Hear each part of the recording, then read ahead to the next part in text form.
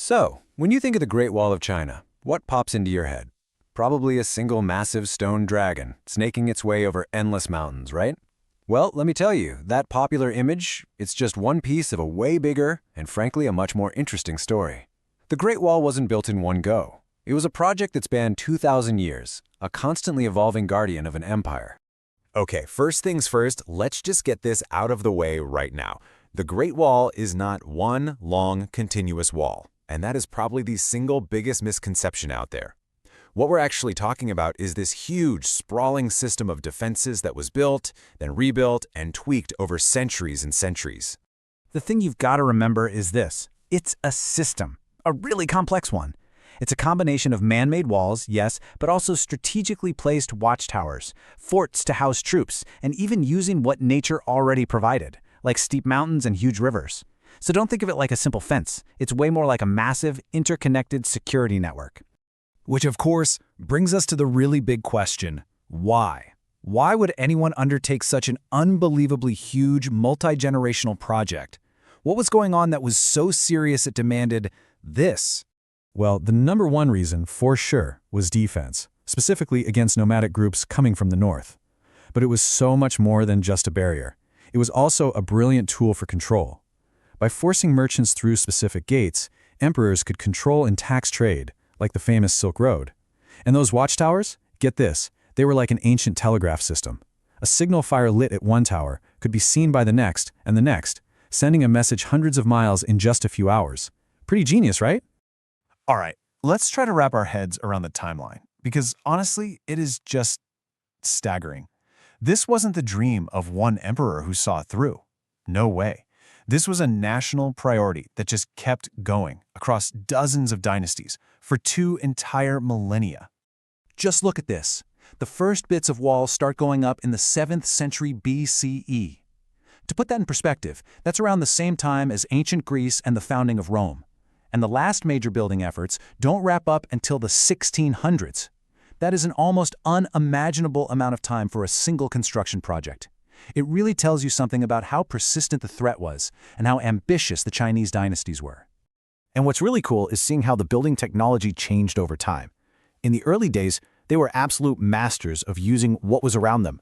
Out on the plains, they used a technique called rammed earth. Imagine packing dirt, sand, and gravel between big wooden frames, and then pounding it down layer by layer until it was literally as hard as rock. But then, you fast forward to the Ming Dynasty, and it's a completely different ballgame. Construction became this sophisticated, almost industrial operation, with giant kilns firing up thousands of uniform bricks and quarries cutting stone to exact measurements.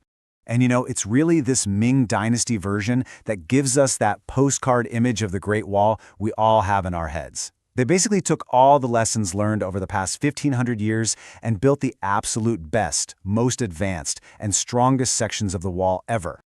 The Ming Wall was just the peak of design. The watchtowers were close enough that they were always within sight of each other, perfect for that rapid communication we talked about. The walls themselves were wide enough for soldiers to march right on top. And the garrisons, these little forts built right into the wall, were home to the soldiers. Imagine being one of them. Your whole world is that section of the wall. It's a life of constant vigilance, endless days of drills, patching up the stone, and just staring out at that vast horizon, waiting for a puff of dust that could mean everything is about to change. So here's a fun fact. If you've ever been lucky enough to visit the wall near Beijing, or even if you've just seen pictures from famous spots like Badading or Mutianyu, what you were looking at was the Ming Dynasty's masterpiece. Those are the sections that have been so carefully restored, showing the wall at its absolute strongest. Okay, so we've covered the why, the when, and the how. But now we get to the part that is just gonna blow your mind. The actual true scale of this entire system when you add it all up. So, if you could magically connect every single piece ever built, every section of wall, every trench, every natural hill they used as part of the defense, just how long would it be? Really? The answer is 21,196 kilometers. Let that sink in for a second. That is over 13,000 miles. To give you some perspective, that is roughly half the distance around the entire planet. It is just an absolutely unbelievable figure. Geographically, that means the system stretches across the entire northern expanse of China. Think about that journey. It starts all the way on the coast at Shanhaiguan and runs all the way to the harsh deserts near Jiayuguan, way out west. It's not just a line on a map, it's a feature that literally shaped the landscape. So it leaves you with this big thought. The Great Wall is, without a doubt, one of the most ambitious things humanity has ever created. A project that lasted 2,000 years, passed from one generation to the next, all to protect their civilization. And that really makes you stop and think, doesn't it? Faced with the challenges we have today, what are we building that will still be standing, still matter,